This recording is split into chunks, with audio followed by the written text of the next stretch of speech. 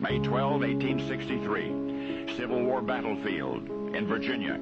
Captain L.G. Capers waited to do his duty. Captain Capers was a field surgeon for the Union Army, and he realized, much to his distaste, that regardless of the battle's outcome, there'd always be work for him. Now, at the edge of the battlefield, about a mile from the nearest village, was a mansion. On its porch stood the mistress of the house and her two daughters, watching, waiting anxiously to see if there might be somebody they could assist, somebody wounded. By 3 o'clock in the afternoon, the battle was raging within 100 yards of the mansion. Captain Capers, the surgeon, looked up suddenly, startled by a high-pitched scream, which he had not heard in war before. Moments later, the woman from the mansion was standing out of breath at his side. It was her daughter, she gasped. One of her daughters had been shot. Well, the captain hurried back with her to the mansion. He discovered that indeed the 17-year-old girl had a jagged bullet wound in her abdomen. Capers dressed the injury as best he could and prescribed something for pain, and then he had to rush back to his regiment, calling over his shoulder that he'd be back to look in on the girl later if he could.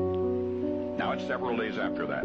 Captain Capers' brigade set up headquarters in a nearby village, so he was able to make good on his promise. Returning to the mansion, he was dismayed to learn that the teenager with the gunshot wound had developed peritonitis. He followed the case closely after that, returning to check on the progress of his young patient almost every day. The girl eventually recovered, and after she had recovered months later, Captain Capers returned to relate the rest of the story.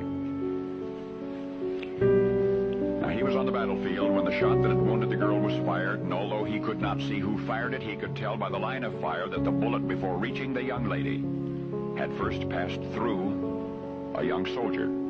Captain Capers had been standing not far from this young man when it had happened, and since no bullet was ever retrieved from the fallen soldier, the girl was probably carrying it somewhere inside her, which is why something else had occurred.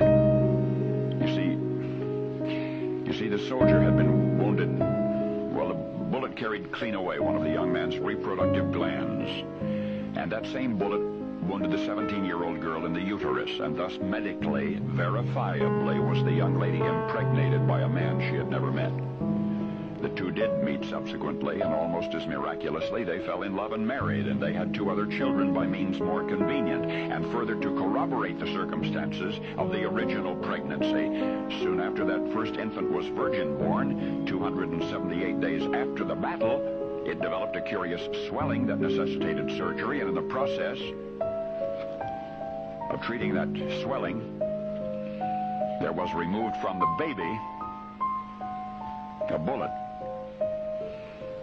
No, in medical annals, nothing like this had ever happened before, nor surely will it ever happen again. For the young love that blossomed in the arid earth of hatred was inspired by an unknown Cupid who fired a magic bullet, the only bullet in any war that ever gave a life.